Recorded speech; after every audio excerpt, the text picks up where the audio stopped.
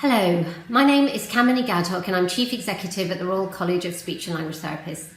I'd like to welcome you to one of our initiatives to supporting anti-racism in speech and language therapy. This introduction forms the first part of a range of pre-learning videos that we're going to be sharing with you over the coming weeks and will feature a number of presenters. We do hope that you'll have an opportunity to reflect on what you've learnt, both on your own but also with your colleagues and peers. After the pre-learning stage, the aim is for all of us to come together for a profession-wide virtual meeting to talk further about our reflections and help us to work together and plan for next steps. I just wanted to start by saying that I'm really glad that you've joined us on our journey to make speech and language therapy an inclusive profession. A profession that fights to meet the needs of all our service users, a profession that embraces, celebrates, grows and supports the diversity within it. By demonstrating you're committed to this work, you're setting an example that will help transform not just speech and language therapy, but society as a whole. So I want to thank you for your leadership on this. Now, I just want to take a step back. Where did this work begin and what are our aims? Since May 2020, spurred on by the international outcry over the murder of George Floyd and our members' clear calls for action, the RCSLT has fully committed to embed anti-racism across the speech and language therapy profession. We did see that despite our past work, things really hadn't changed nearly quickly enough, and it was clear to us that we needed fresh thinking and a total change of tack.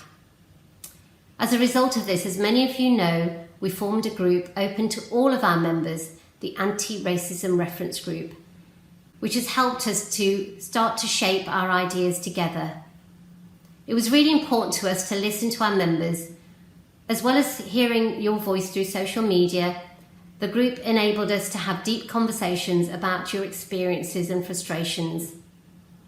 I must admit that I was truly shocked by what I heard and the racism experienced by our members, both as students but also as practicing speech therapists, particularly colleagues that identified as Black and from African and Caribbean backgrounds. As you know, we're not a union, but if needed, we have and we will step in to support our members who are experiencing bullying or harassment any way that we can. All the experiences that we heard about told us that there are no easy answers. As you know, racism and inequality are entrenched within our society, within our institutions, in our universities, in the NHS. So it's clear that we need to take action on many fronts and at once. The work we're doing is across three main areas.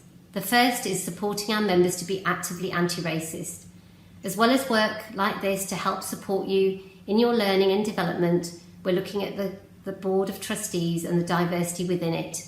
I mentioned before about supporting all of you if you face racism in the workplace and how that could be escalated to us if local systems fail you.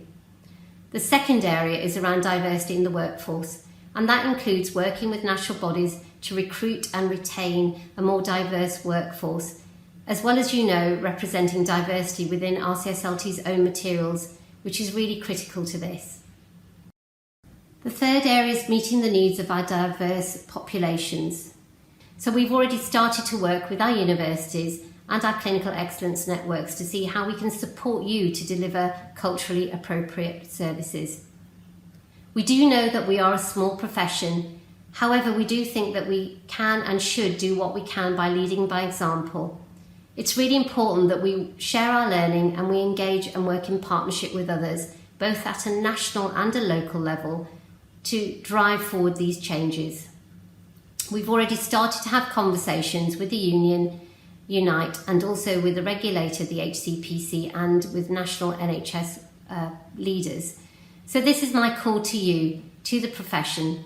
I want you to follow along with this event to help us to identify the barriers and how these can be overcome, both to support the future of the profession and the communities we serve. As you know, there might be simple actions that we can take now and how we can work together for the future with colleagues to go forward. We hope that everyone will commit to working together to transform the profession And we hope as a result that we can create a more diverse, inclusive and representative speech language therapy profession for all. Thank you so much for listening.